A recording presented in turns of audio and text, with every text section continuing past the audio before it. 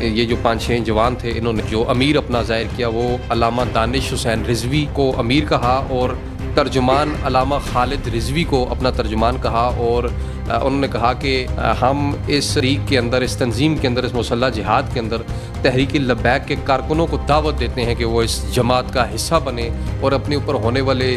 مظالم کے خلاف وہ نکلیں اور اعلان جہاد کریں، ہمارے ساتھ شانہ بشانہ کھڑے ہوں۔ اس نے جب لاہور کے اندر مریدکے کے مقام پہ ایک احتجاج شروع کیا فلسطین کے نام پہ، تو اس نے وہاں پہ مختلف قسم کی متشدد کارروائیاں شروع کیں، جس میں اس نے پولیس کو